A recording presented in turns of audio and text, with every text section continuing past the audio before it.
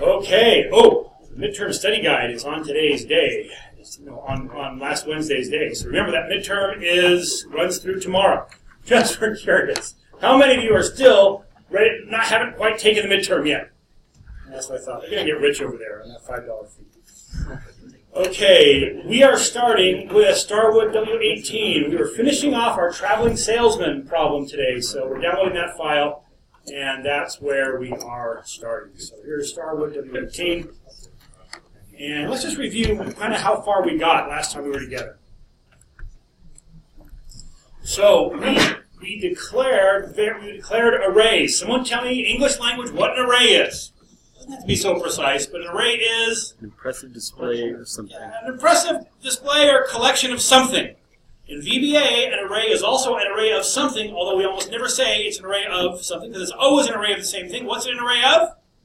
Variables. Array of variables. Yes, we declare a stack of variables all at once. So here I'm declaring dim route 35. I'm declaring 36 variables, all named route with an index that goes along with them 0 through 35 to be able to tell them apart.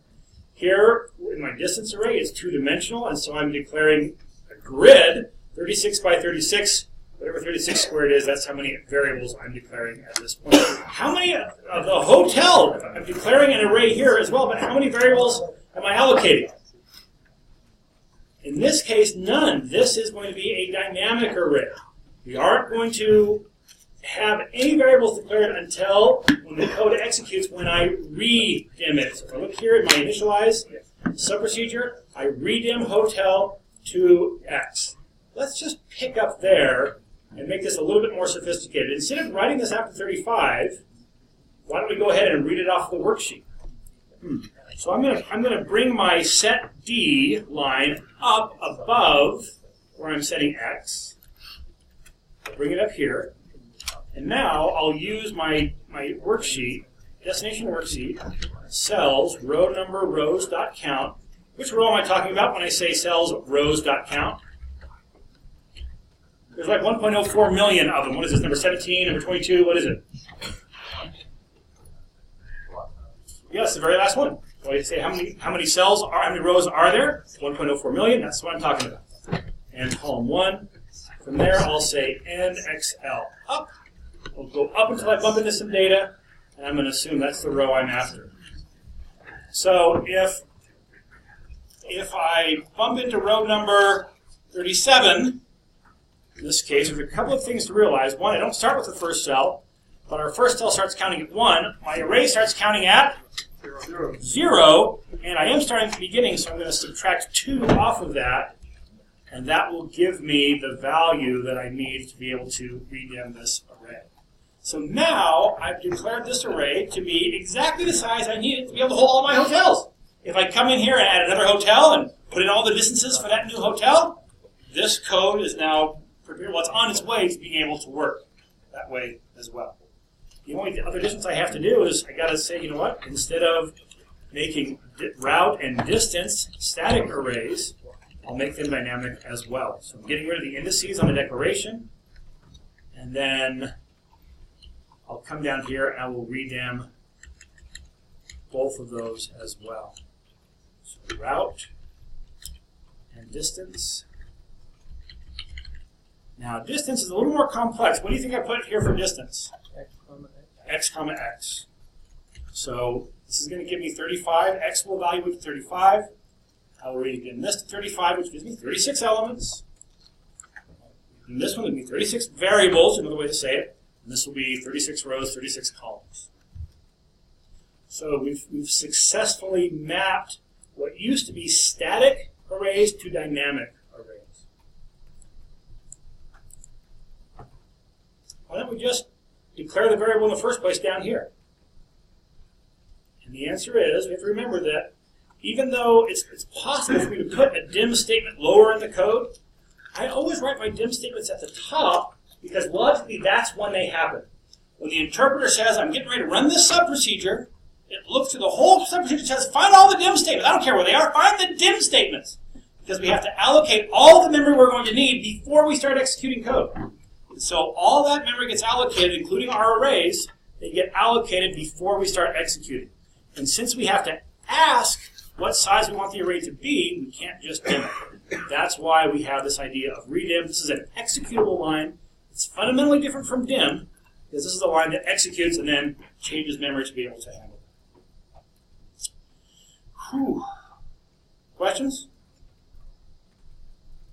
How many of you are going, if I could possibly think of a question, I'd ask it, but I don't even know where to start. Because it's kind of an okay place to be right now. Remember, this brought myself and my father to tears these many years ago when I was first trying to understand it. So, but we're going to kind of review what we've done so far, and then we're going to build on this example and solve the problem today. So the thing to realize is that by the time we have executed this line, we have 36 string variables that all bear the name hotel. In parentheses, we put a number to indicate which of those 36 we're talking about, and those indices are 0 through 35. So when I take my variable x and take it across that range, 0 to 35, let's change one more thing here. We use the variable x to figure out what size to make these. That's going to be a problem now. We say for x equals x to x. For 0 to x, that's going to be a problem. So instead of using x here, let's just ask one of these arrays how big it is. So fortunately, there's a function built into VBA called ubound. It gives the upper boundary of an array.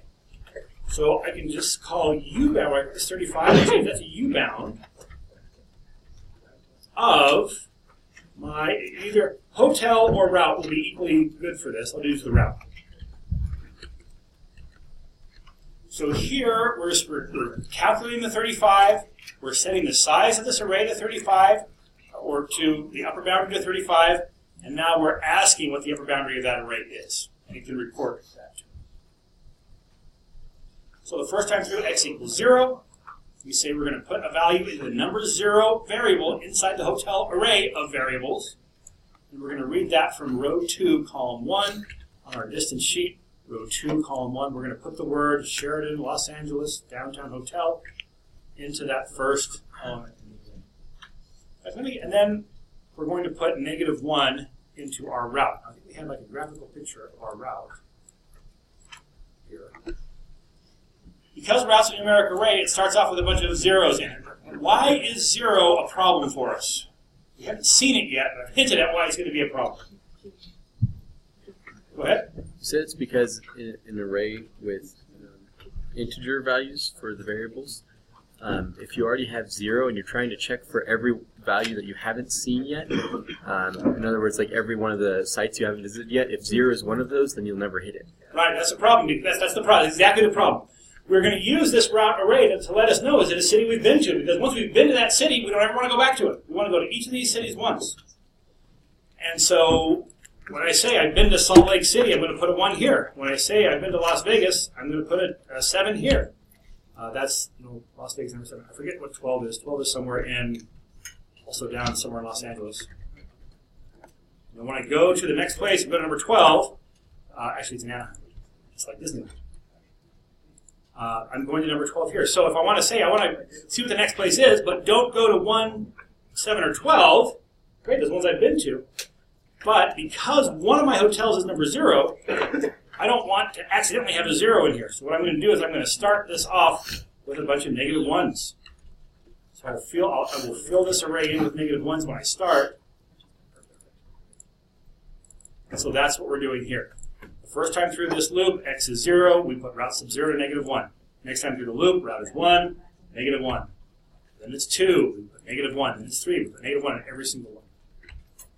Question here? Yeah. So I'm just going to understand why do we want to start at -1? Okay, so the question is, why do we start at -1? So let me go ahead and put this back at 0. It's going to start with some number, and it starts off with zeros. Now, when ultimately, we got to write the code for this today, but I'm going to say, all right, we're going to start in Salt Lake City, so we'll put a 1 right there. And then we're going to say, I want to find the closest city to Salt Lake City. But it's going to be the closest one that I haven't been to. The closest one to Salt Lake is what? Salt Lake. Yeah, Salt Lake is the closest one to Salt Lake. In fact, it's 0 miles away, and we see that over here. We don't see the 0 here, but there's a 0 there. And so we don't want that. We don't want to count that one. Well, good news. Our route array is going to keep us from counting that one, because we're going to tell it we only want to find the next nearest city if it's not already in the route. If it's in the route, we've been there. Well, maybe at some point our next nearest city is going to be Los Angeles. And if we already have a bunch of zeros in here, it's going to say you've already been to Los Angeles. It's never going to take us to Los Angeles because it's going to think we've already been there. Because we're going to look through this array and we're going to say, have we been to Los Angeles? Not there, we haven't been. Oh yeah, here we have been. That's what that means. And so it coincidentally maps to an existing one of our values, and we've got to fix that problem. So we're going to start that off at -1. 1 minus. We'll fill that in all up. So that's why we're doing it. And I know that's kind of hard to see because we didn't encounter the problem. The truth is, I used to teach this where we would let that problem happen. And I would say, hey, let's try to figure out why aren't we ever going to Los Angeles? Why isn't it showing up here? Why don't we go? And the answer is, it was very frustrating to students because it was kind of beyond where you were ready to tackle that kind of debugging. So now we say, let's start off with that condition met, so we don't have to struggle with that. Okay. Now you'll remember that we also had to load up the distance array. Our distance array is 2-dimensional. We have to fill up 36 rows, and each row has 36 cells in it. And so for that, we're using a nested loop. So this inside loop is going to iterate a bunch of times, and then the outside loop is going to make that whole inside loop go several times. Let's just go through it and think what's happening. So y starts off at 0. We come in here. X starts out at y plus 1, so x is going to start at what? First time we hit this, x will be 1. And so we are going to read from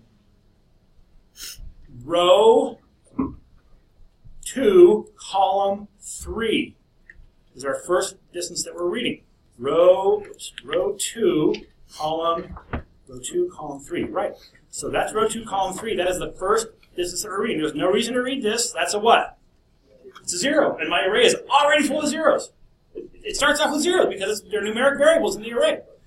And so we start off, we have no reason to read that one. We start off right here. And then x goes up by 1. We read the next column, the next time through the loop. We read the next column, the next column, the next column. We take x all the way to 35.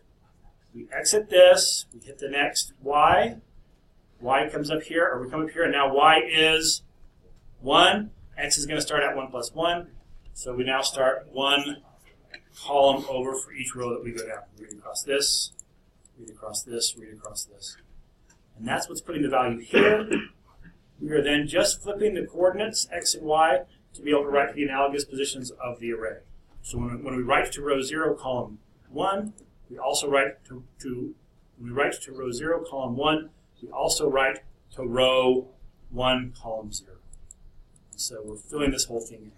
The nice thing about that is that when it comes time, very shortly, for us to scan and find out what the shortest distance is, we now just have to look across one row and we've got all the data. In one row or one column, that's correct. So, okay, are we ready? Any more questions on kind of review of what we did last time? How many of you are going, I hope I can catch this up because right now I'm feeling pretty lost. It's an okay place to be. Stick with us. And if you get to the point where you think, I have a question I could possibly ask, but I'm afraid it sounds like too elementary, don't be afraid to ask that question, okay? All right. So, so we're going to need to build now something to actually calculate the route. So make another step procedure, calc route. And let's just say that our starting point is given. We're going to start in Salt Lake City. Someone help me. How do I say start in Salt Lake City? With the structure that I built, how do I say start in Salt Lake? Which array am I going to deal with? Am I going to put a value in to say that? Route array. Route. Now, it's the very first position in that route array, so what index is it? 0. Route 0 is going to equal, how do I say Salt Lake? 1. Yeah, 1. Why is 1 Salt Lake? Let's take a look. If we look over here at the visual representation we have of the array, of course, this is here on the worksheet. It's not really on the worksheet. It's just so we can think about what's happening in memory. Here's my route array. Oh, here's my hotel array. And the hotel number 0 is somewhere in Los Angeles. It's this one right here, Sheraton Los Angeles Downtown Hotel. So this is my number 0 spot in my array. Here's my number 1 spot in the array. This is our only hotel that's in Salt Lake. And so this is, our hotel number 1 is Salt Lake. So by putting a 1 in the number 0 slot of the route, that says start in Salt Lake. If I was saying next go to Las Vegas, what do I put here? I put 0 here. This says next go to Los Angeles. I want to go to Las Vegas. So 7, yeah. I've kind of put that in here. Las Vegas is 7.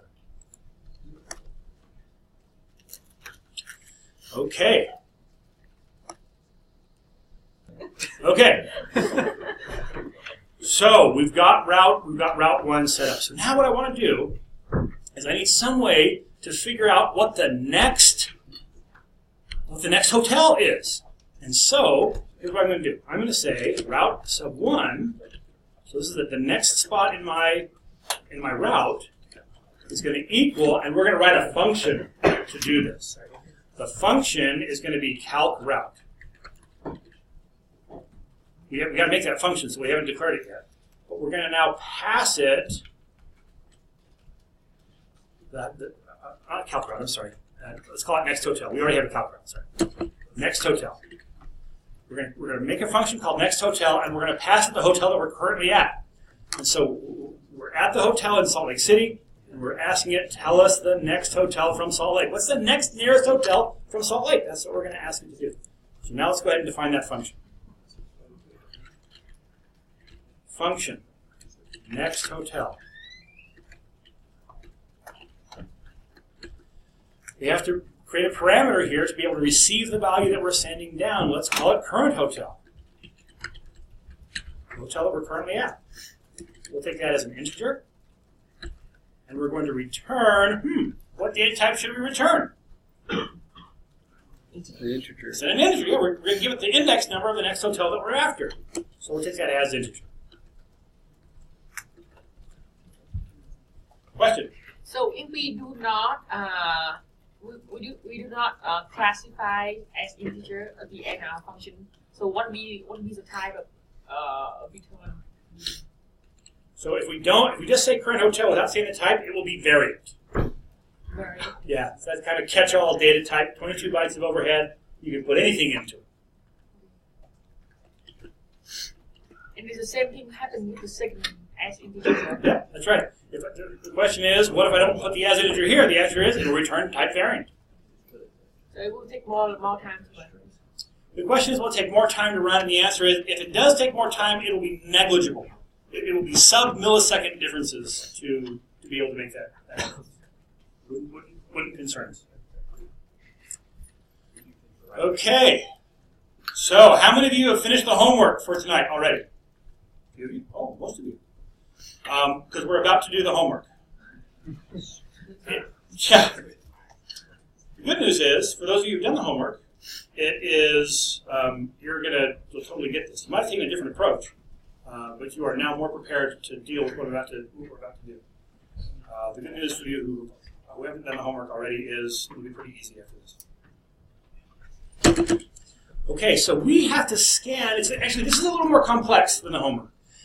In the homework, we said, here's a list of variables. Just give us the index number of the smallest value. Here, we got to do that same thing, but there's one extra constraint. What's the extra constraint? Right. Here's like the list of values. We got to find the smallest one. What's the constraint? What's that? It's not. Well, it's a little more complex because we have a whole array and we just need one row, so that makes it a little bit more complex.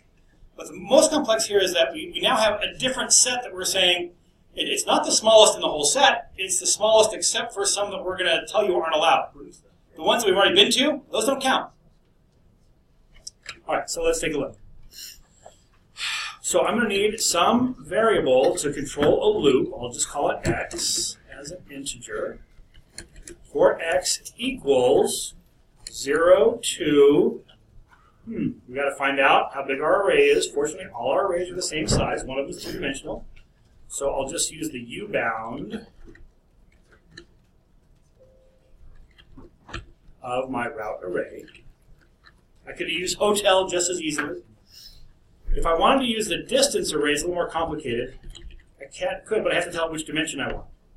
It doesn't matter which one I choose, but I have to tell it which dimension. So I'm just going to stick with route.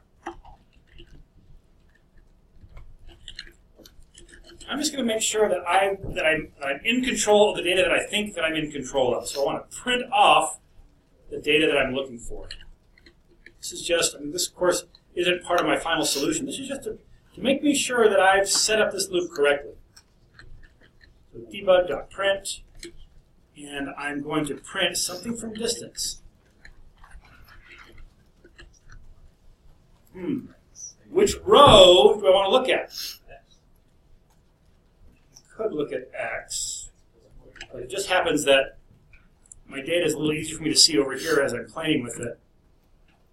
The row that I want, I want to look at just one row. Column number 0, then column number 1, then column number 2.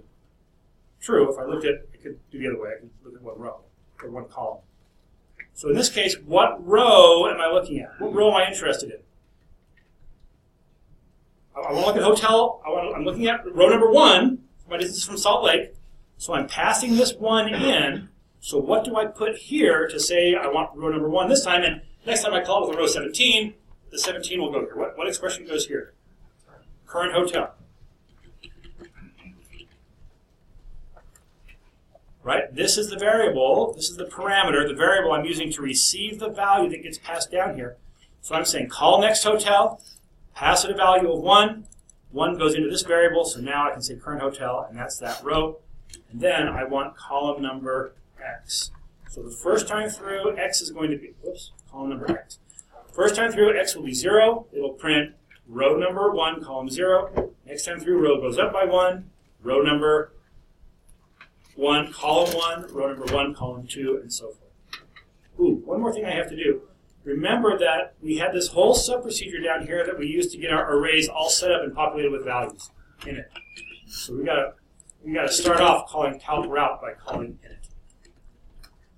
So we're going to calculate the route first. We fill up our arrays with all the information we need to be able to solve the problem. Now we're starting to work with those arrays. So when I run this, I expect that it will print off. Oh, here, let's do this. We can also put X right here. X comma.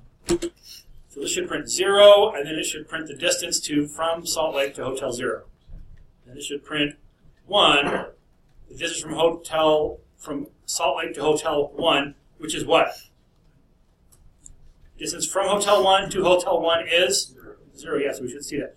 So it should print 691, 0, 653, and then a bunch more. Open up my immediate window, and we'll run calc route. So the distance from Salt Lake to Hotel number 0, 691. From Salt Lake to Salt Lake. From Salt Lake to Hotel number 2, 653, 661, 659. Those are the numbers that I'm seeing. So that's good.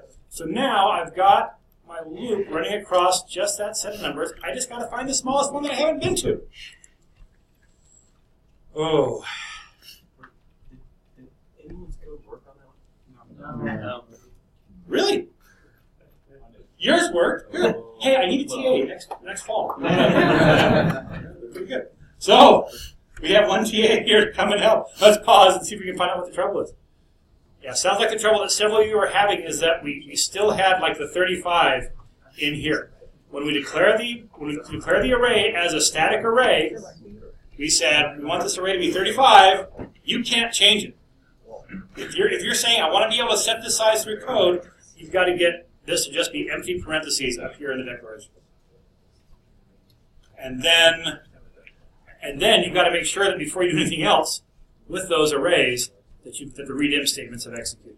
So that's why we're calling our initialize first, so we can get our arrays set to the right size, filled with the right data, and now we're ready to start using them to solve the problem. I have a quick question. Question here? So the -2, when we did x equals d.cells, rows, tail. Why do we do minus? Oh, right here. Yeah. So the question is, what's this minus 2 all about? And the answer is we're going to use x to set the size of our array. Our array starts counting at what number? 0. Starts counting at 0. But if we look at what number our hotels start at, they start at row number 2. So to get back to 0, we're using that to count how many we have.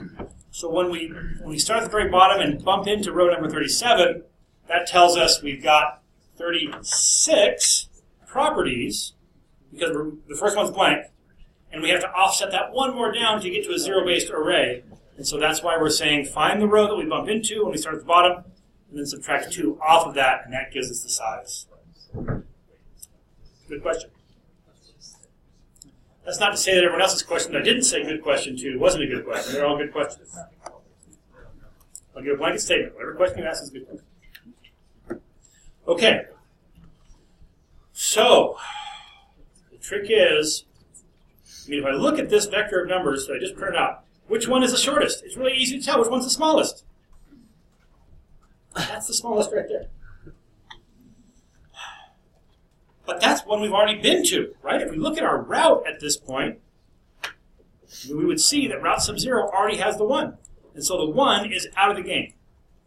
So we've got to find a way to say we don't want to consider anything that we've already put into the route. If we've already been there, it's not one that it's not in the set that we're trying to consider for is this the shortest distance. Question? Oh, I was just going to suggest make it 1,000,000 miles. Oh, yeah, so that's a good idea. We're going to do that here in just a minute.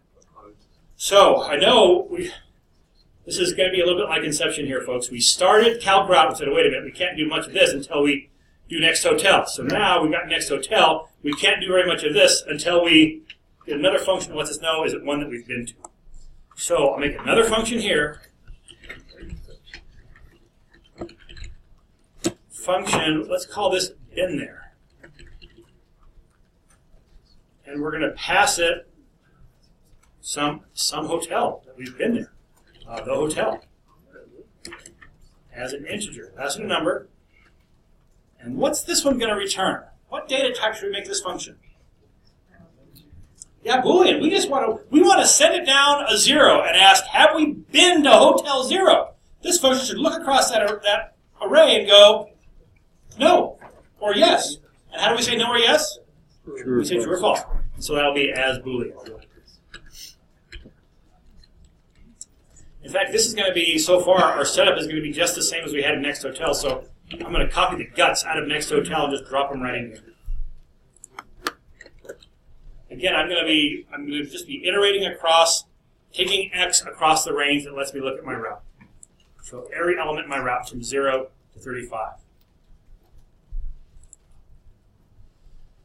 Okay, so how do I tell that I'm passing down some hotel number? How do I tell if that's a hotel I've been to?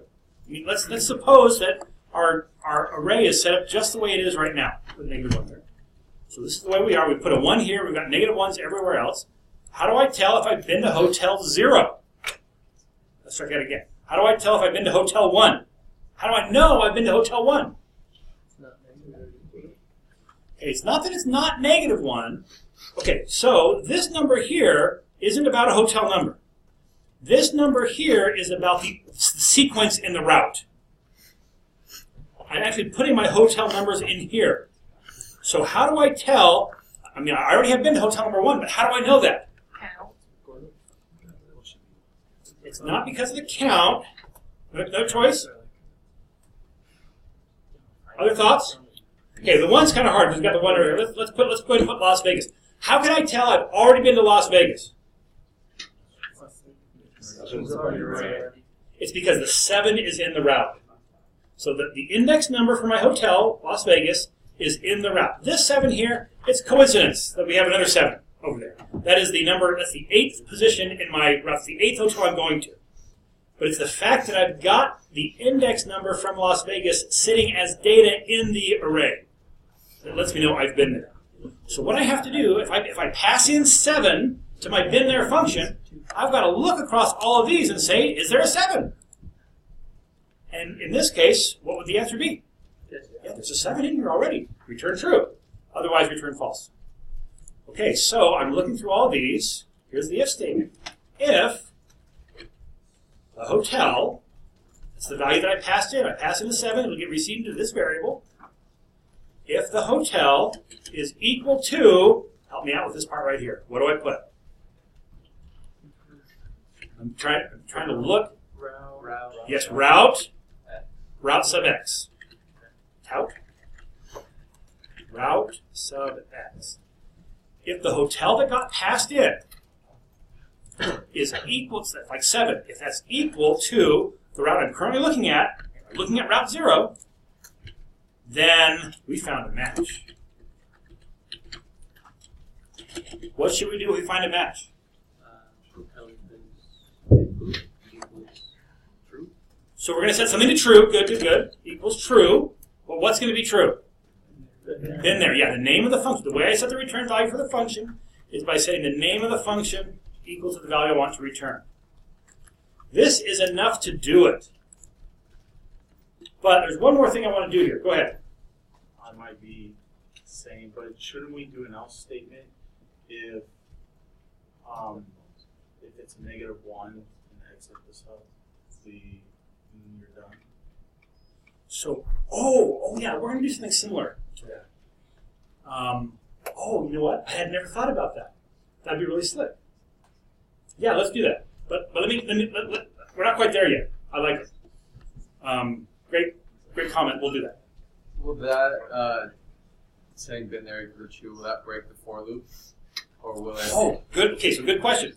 So, does this do anything to break the for loop? Does it like get us out? In some languages, the way that you say return a value, you would say return true. And when you say return true, not only does it set the return value of the function, but it gets you out of the function at the same time. VBA is different.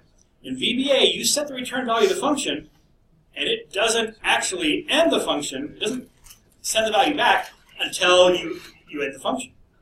And so your point is, I think what you're saying is that, listen, let's suppose I'm looking for 7. X is 0. I'm checking that route sub 0. Is that 7? No. So I'm still in the loop. I don't go into my if statement. I hit the next, and I come back up to the top. Now X is 1. I'm looking at route sub 1. It is a 7. And so I drop into this. This is now true. 7 equals route sub 1, which is 7. Then there equals true. And if, we go to the next one. And we're still looking. We're asking, does route sub 2 equal 7? And I think your point is, once we found the 7, there's no reason to keep looking. I mean, let's suppose, it would be weird if there was another 7 in here. Let's suppose I can put it right on 7. That's even weirder. Let's suppose there's another 7 in here. When I got my way down here, I've already set the return value to true. If I get to this, what am I going to say? It's extra true? It's really true? It's double true? What would it mean? That doesn't mean, first of all, it'd be weird. Something's broken if that happens. But I can't be more true than true. So the question is, should we get out here? And the answer is, yeah. Exit what? Function. Exit function. Yeah, once I found that it's true, there's no reason to keep looking. Now, there's another reason not to look anymore. And that was the comment that came up over here. I hit this 1, I hit this 7. What happens when I hit that -1? As soon as I see a -1, what does it mean? It's -1s all the way down. Yeah, it hasn't been set. I've bumped into my original data that I initialized the array to. So once I find a match, no reason to keep looking. Once I bump into a -1, no reason to keep looking. So I'll say, hey, if we found a match, we'll do that. Else if, we didn't find a match, else if route sub x equals -1. What do we want to do? Exit function. Just exit the function. Again, no reason to keep looking. Uh-oh. What happens if I exit the function without ever setting the return value? I'm only setting the return value here. What's it going to return? It'll return false. If I never set it to true, it returns false. Why? Default value for Boolean data type. Yes, so because I said this is going to return a Boolean type, it has to return true or false. And it will return its default value unless I tell it something else. Now, there was a question before, what if we made this as a variant instead of Boolean? That's a different game. Because now, what's the default value for variant? Zero-length string. So it wouldn't return true or false, it would return a zero-length string. But because it's Boolean, it has to return true or false, it would return a default unless we tell it otherwise. So, is it possible for me never to hit either one of these statements? Yes. Possible once the whole array is full here. And so I won't exit here, I won't exit here. I'll just end the loop, and what will happen? Well, we're already at the end of the function. No reason to exit. So that's pretty good. That's a pretty good function. Now, we like it. Okay. Now, at this point, here's where I'm hoping that you are with this route array. This is pretty simple use of array. It's a one-dimension array. We're scanning across the array, and we're just checking to see. We're looking at each value in the array to decide what should we do based on that value. I'm hoping that at least you're at this point saying, I am not sure I could have come up with that myself. Or, I'm sure I couldn't have come up with that myself. That's an okay place to be as well. But what I'm hoping is that you're looking at this and saying, I'm pretty sure I follow it. You may still be in a situation where you're saying, I have no idea what's going on. If that's the case, come see me tomorrow in my office. Talk to a TA. Is there any office hours after? Probably not after today. There's no office hours after class today. No, not today. But at this point, or at least by the end of the day today, if you're still feeling like I'm just completely lost by this, come and see me, and I'll help you through it. Probably without tears. Okay. So now we've got this function that we can just send a hotel number down to it, and it will tell us true or false, has it been there. So now what we're ready to do in our next hotel is we're ready to try to figure out what is the smallest number in this vector that we're already working with. And so, with a great suggestion here, we need some way to figure out which, somehow, as we're looking across this data, in this case, we want to pick up this one as the first smallest value. So here's what we're going to do. I'm going to start off with a couple of variables up here. I'm going to have one called shortest. Yes, shortest distance seen yet. A great variable. As single. This is going to be holding the kinds of values that we're looking at for distances. Shortest distance seen yet. Whew. And this one I'll abbreviate a little bit more. I'm going to call this one just short index. Short as an integer. What I don't have to send back from the hotel, I don't have to send the distance back. I'm trying to find the distance, the shortest distance, and return what? The hotel number, that's the shortest distance. That's my next hotel. That's my next step on my route. It's the hotel number that has the shortest distance. So what I have to do is I have to look across these numbers, and I have to say, is that the shortest distance I've seen yet? Yeah, that is. So remember that hotel number. Now, we're going to skip this one because it's one we've already been to. We'll see how we do that in a minute. And then we're going to ask, is this the shortest distance I've seen yet? Yeah, because that was the shortest distance before. This one's smaller than that, so remember that's my shortest distance, and remember that's the index number where I saw it. Is this the shortest distance I've seen yet? No, it's bigger than my most recent shortest one.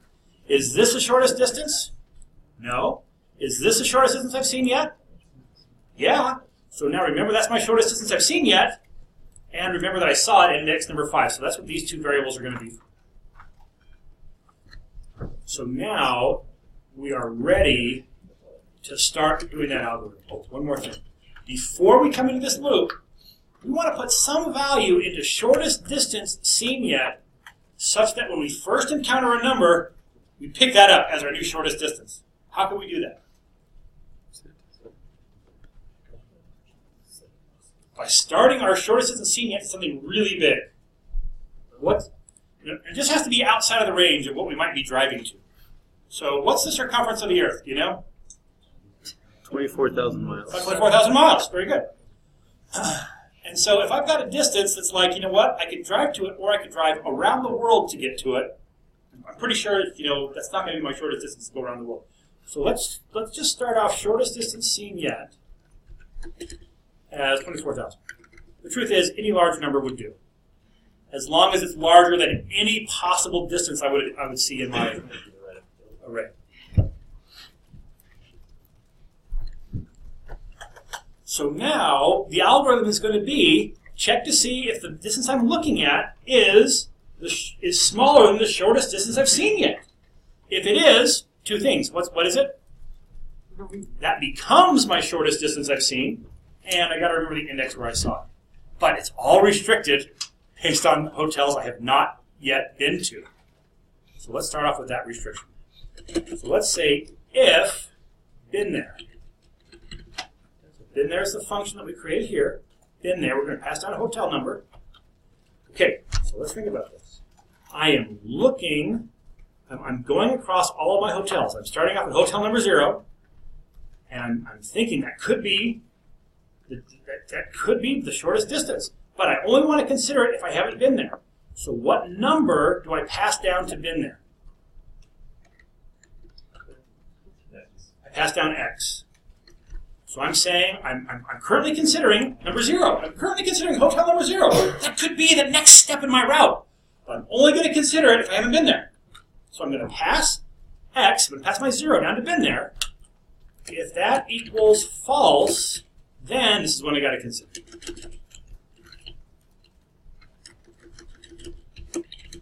So this is a hotel I have not yet been to.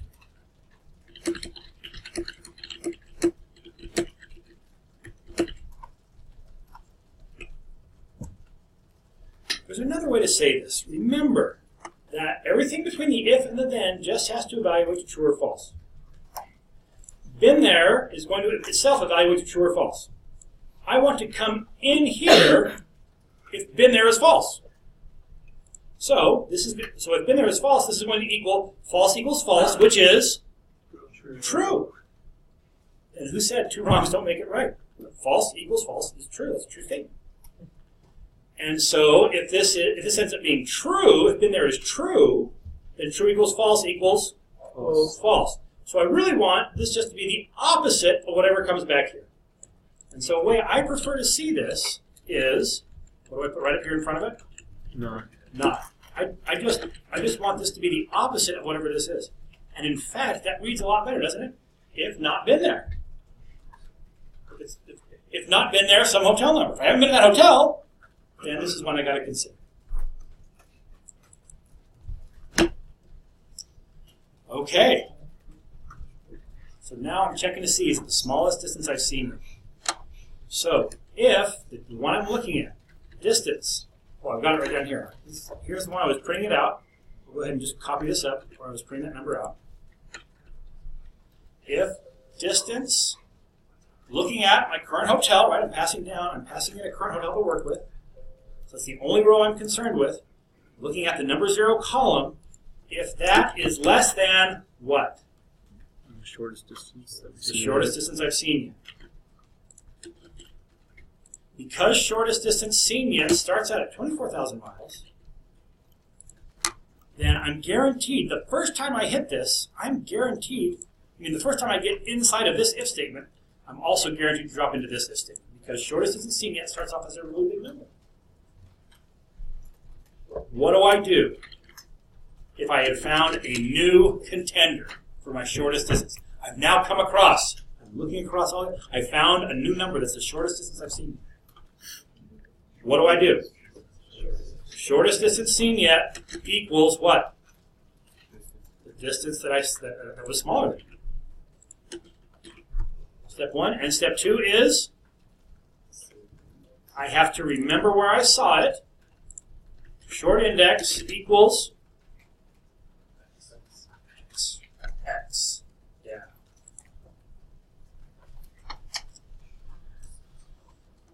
Whew. So, if it's a hotel I haven't been to, and if the number I'm seeing is smaller than what I've seen yet, that's what I've got to remember. Let's just look through the first part of our data here. Let's go a little bit further. Get to 7. We're checking number 0. Remember that in our array, our route array, at this point we only have one index here. So 0 is not in the array. So we first ask, have we been there at number 0? What's the answer? Been there 0. True or false? False. False. So not false is true, so we come into here. Is our distance, current distance 691, less than 24,000? Yes. Yes. So our new short distance becomes 691, and we remember that we saw that at number 0. Okay, we come through the loop again. Been there 1. What's the answer? True or false? Yes. Sorry, true. Yeah, been there 1. 1 is in my route, so been there will return true. So not true is False. false. We skip to the end if associated with that if. We hit the next and we're back to the top. So X is now the next one up. 2. Have we been there? Been there is false, so we drop into this block. Is that distance we're currently looking at, 653, less than 691? Yes. So we set that as our new shortest distance, and we remember where it was. And so we're going to keep going through that, only stopping when we found the next lowest value. 661 is bigger, 659 is bigger, 649 is different than our former shortest distance. And so we'll remember 5. 66 is bigger, 425 is shorter, and so that will become our new shortest distance seen yet, and we'll remember 7. As we look through the rest of these numbers, we will not find a number shorter than 425. And so we will want to return short index. How do we return short index? Set the name of the function equal to short index. I'll do that right here after the end of my loop. I'm going to have to, unlike when we're checking we're checking to see if we've been there. In that situation, we can look and see, you know what? We say, we're done looking at this. We're done looking at this. We bumped it. We found the number we're looking for. We found the -1. We're done. In this case, we have to look all the way across it because that very last column could be the shortest distance. Question? So if there were 2 distance values that were the same, which one would you return? I know that's I get the question. Yeah, the question is, what if I've got 2 distances that are the same? First of all, that's possible.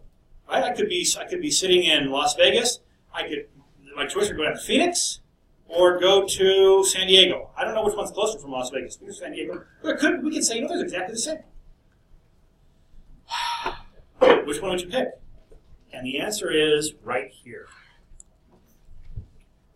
Let's think of what happens. Let's suppose that let's say the distance down there to Phoenix is, gosh, I don't even know what it is. Say it's 350 miles. So the shortest distance, I've already found one of them. The shortest distance is 350. My new current distance I'm looking at is also 350. Do I come into this block or not? I don't come into this block. So which index would prevail? The first one that I saw. If you want to be the last one that you saw, it's a simple change. What would it be? Yeah, I just put less than or equal to here. And now when I find a match, I'll pick up the index from that match. So less than here just says take the first one that came across it. Less than or equal to says take the last one that came across it. In our data set, there are no matches. I don't think there are any matches. I haven't really looked at them. And so we'll go through that whole loop. We are only examining the distances for ones that we haven't been to. And we are going to, we don't need to print this anymore. At some point, we will have seen or remembered the index where we saw that short distance. And now we're going to use the fact that we remembered that to be able to return that value. So now, next hotel should return the index number of the nearest hotel to which we have not yet been. Whoa.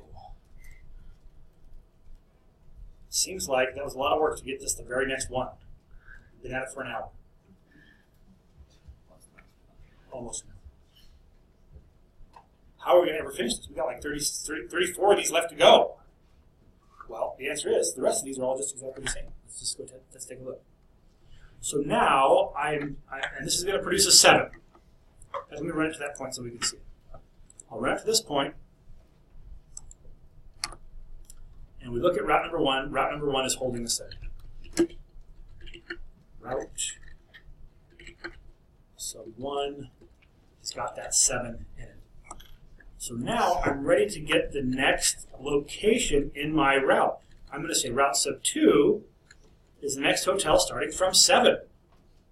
I can run that. Now I can ask what route sub 2 is.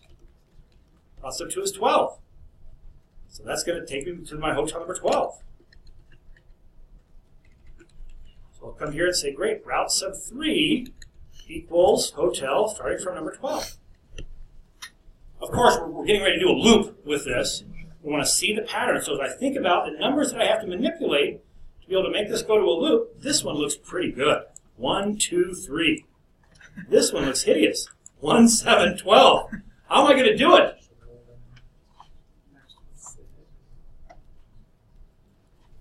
Well, the thing about this, I am trying to send down here a 1.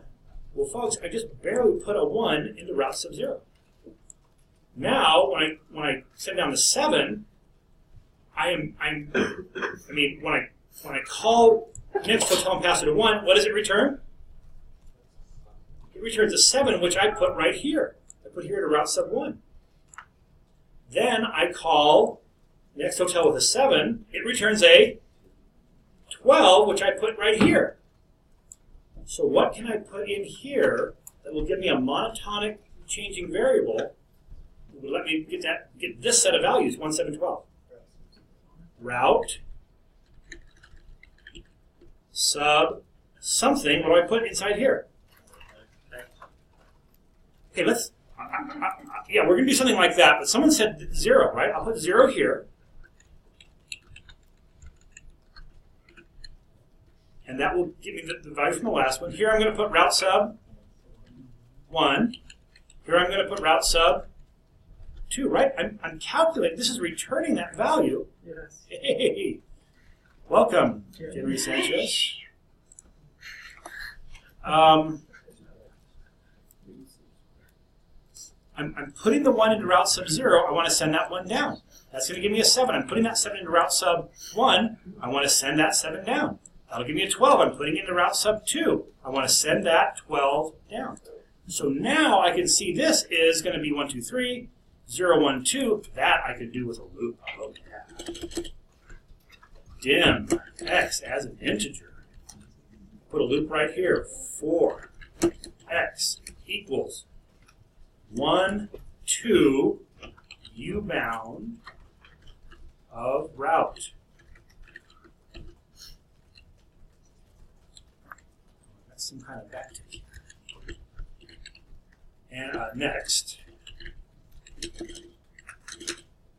And so here, I'm starting at 1. So this has got to go 1, 2, 3. I'll just put x here. This has got to go 0, 1, 2. What do I put? X minus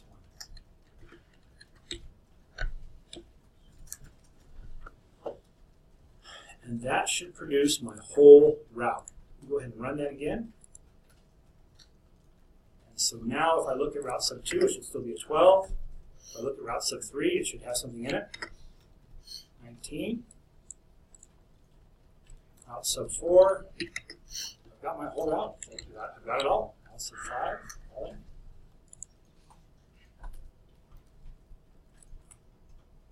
So this loop is just going to say continue to find out what the next hotel is, and then the heavy lifting is really done by next hotel. Only consider the hotels we haven't been to, find the shortest distance, return the index number of that distance.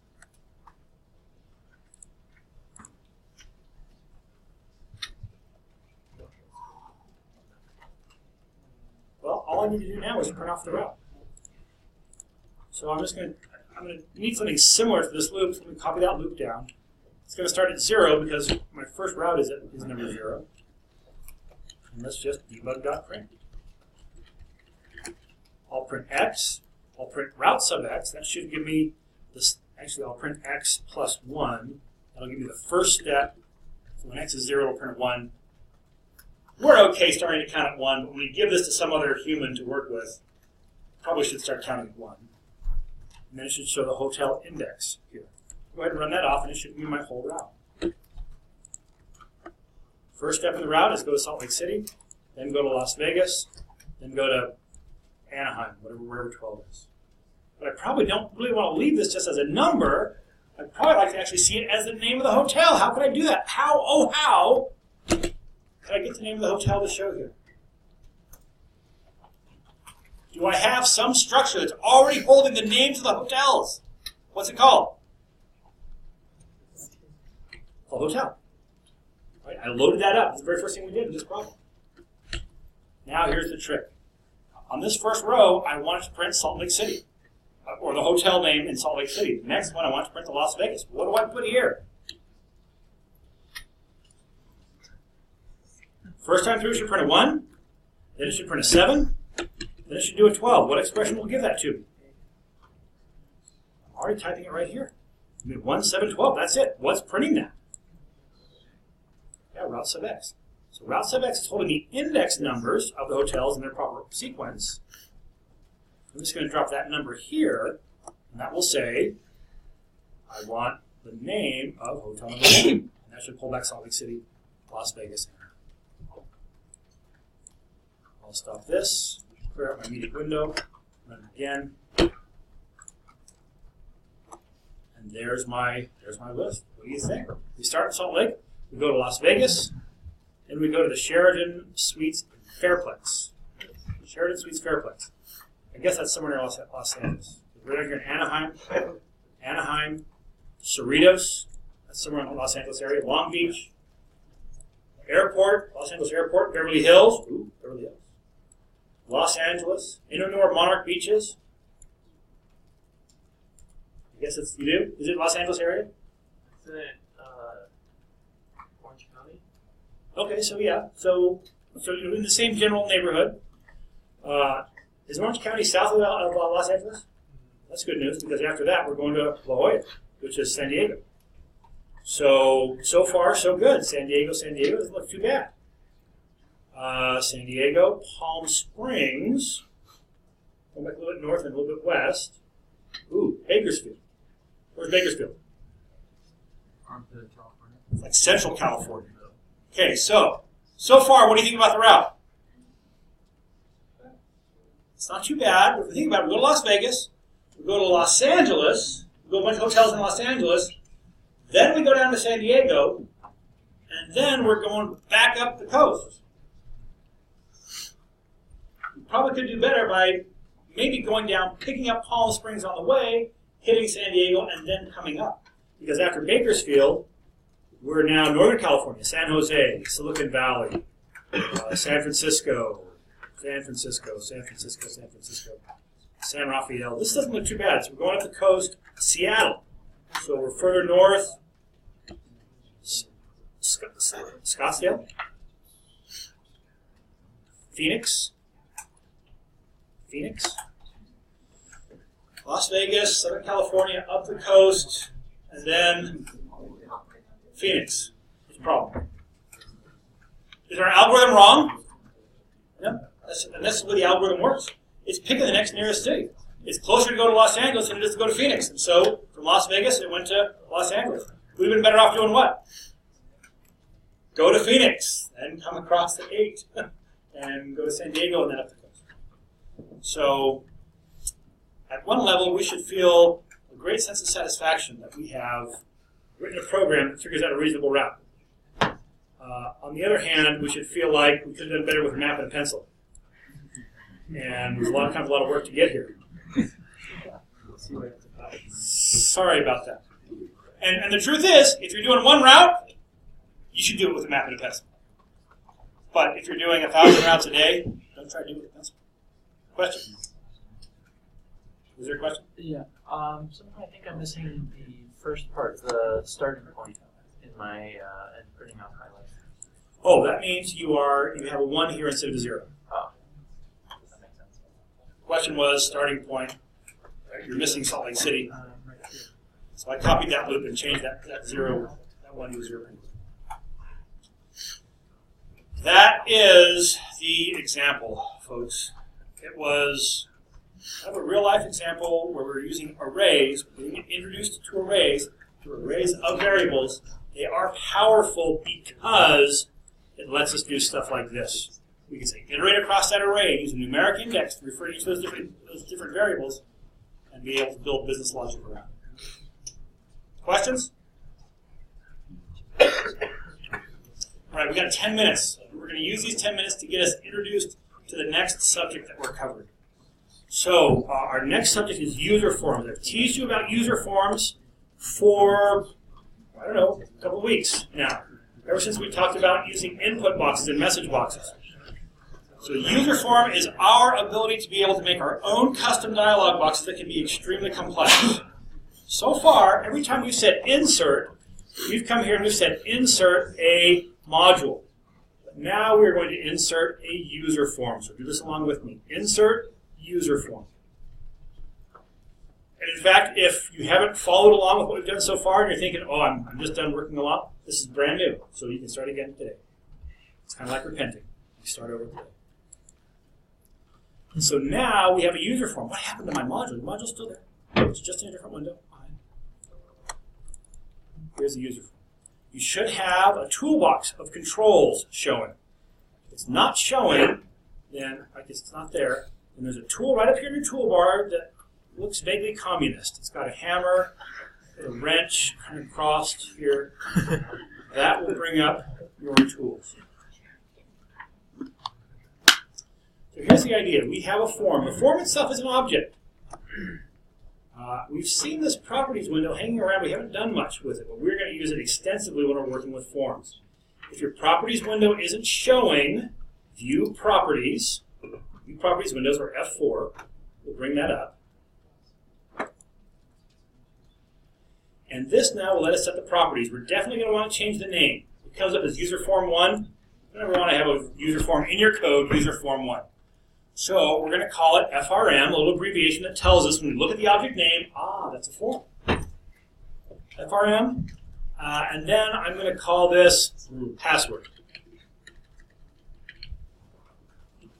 Form password. We use it to collect a username and a password. If we get that. That's the name of this object. You'll notice it did not change what's showing up here in the title bar of the form. That's because that's a different property. It happens to have the same value when it starts. So it starts off with the name, but we change that in the caption. So come down to the caption, we'll change it from user form to, let's call it login.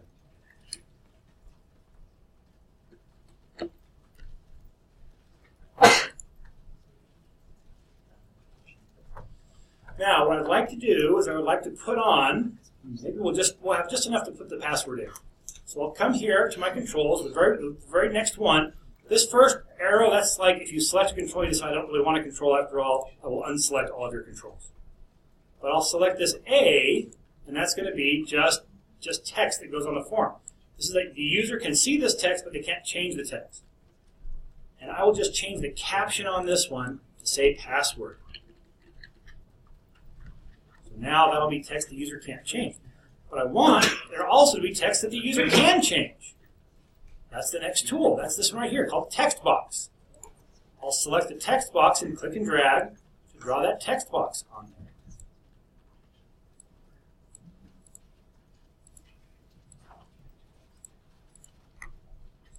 there. Now this text box is it's like a little AB with an insertion point next to it. It's the third control as you read across the top. Now, I did not change the name of this label because that label I'm not going to have to refer to in my code. But this text box, I got to check to see if it's the right password after all. And so I'm going to change the name of this one. I'm going to call it TXT, short for text box, password.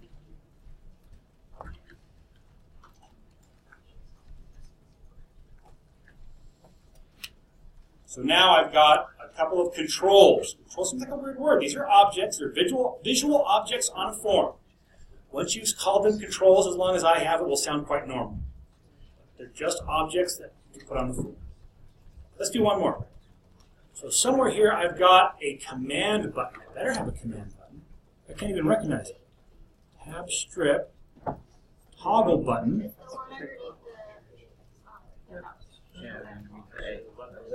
Command button. Here it is. I'll choose my command button, and then I'll draw this in here. And this is going to be just like my OK button. I'll change the name. I'll call it, you might think call it BTN, but it turns out there's lots of different kinds of buttons. There's option buttons, toggle buttons, command buttons. So let's call this one CMD, short for command, and I'll call it OK. CMD OK. For the caption, I'm going to put OK. And I'll change one more property. There's a property here called default. I can have one button on my form that the default property is set to true. And that means if the user's typing along and they hit enter, it's going to be equivalent to clicking on that button. That's the default property. I changed 3 properties of this button: the name, the caption, and the default property. Now, here's the thing that we have to realize when it comes to working with forms. There's something new here. So far, all the code we've written, the user has kind of expressly said, I want to run this code. If you wrote a macro, they could say, list all the macros, run this macro. I put a hotkey on it, Control-Shift-S. That runs that macro. You actually call a procedure from inside another procedure. But now we've got this form up. When this form is open, it's going to be sitting there kind of waiting for something to happen. And depending on what happens first, a little part of the code is going to, we're not going to run all the code on the form, but a little bitty part of the code is going to run in response to what happens. And so these controls have the ability to respond to events. That's a new idea for us in VBA.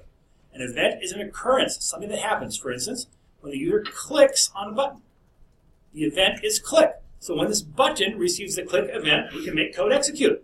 When this text box receives the click event, we can make code execute. When this label receives the click event, we can make code execute. So it's a combination of an object and an event. To get to the code, I'm going to double-click this OK button. Double-click it. And it'll bring up the module that's built into the user form. Look at the name of the subprocedure it created. Name of my object, underscore, name of the event. So here I'm going to unload this form. So unload, and then the name of the form was FRM password. So the user presses OK. I mean, ultimately, if we were to flesh out this example, we would need to do something a lot more interesting here. All we're doing is we're saying, just unload the form. So now I should be able to run this form. If I'm on the module that's built into the form or the form itself, I can press play. And here's my password. Turns out we can change that password so it doesn't actually show the password. We can have it show a different character. And we click OK. Closes the form. Question? Sorry, I missed how you got to the code of the form. I double-click the OK button. Okay. And that brought him just here, unloading the form. Okay, folks, so this next part, I don't want you to try to do along with me. I want you to sit back and watch. We only got 2 minutes. But I want you to follow this example because it's going to drive home the fact that it's not just you click on a button to make the code work. It's a combination of an object and an event. You'll notice that up here I have a list of all my objects I can choose from right here. I'm on CMD OK. This now, when that object is selected, all the relevant events for that object will show here. There's a lot of them. Click, double-click, enter, exit, key press. Look at this one, mouse move. Every time the mouse moves, even 1 pixel on that button, this code is going to get triggered. You could beep. That'd be really annoying. Move the mouse over. Beep, beep, beep, beep, beep. But watch this. Name of the object, CMD OK. I'm going to change a property of it, the left property. I'm going to set that to be a random proportion of the inside width of the form. FRM password dot inside width. And actually, I don't want quite all of that. I want to subtract off the width of the button so the button doesn't pop off the screen. So CMD OK dot width. RND is a random number between 0 and 1. I'm going to use that. I'm going to scale that up to the size of my form with enough room to show the button left over. That happens when the mouse moves over that button. Trying to get to that button. Fortunately, I had the foresight to make this the default button, so I hit enter, and it will trigger that button. You could keep Edna in accounting busy for hours if you also change the top to be a random proportion of the inside height and the height of the button. Now it'll move up and down as well as one more thing and I'll let you go, and that is,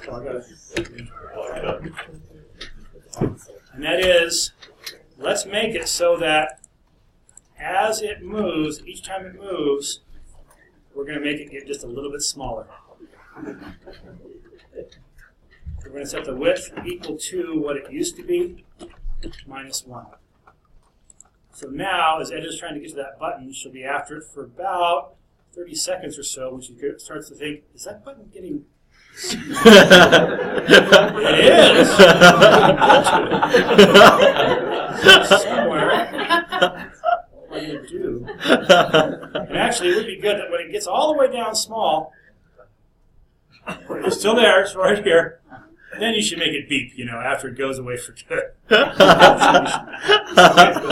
that's kind of a fun example. I'll put some code, it only happens on April Fool's Day or whatever, but the point to realize here is that I make code respond when an object receives an event, and it's lots of different events I can choose from. Thanks for coming, class dismissed.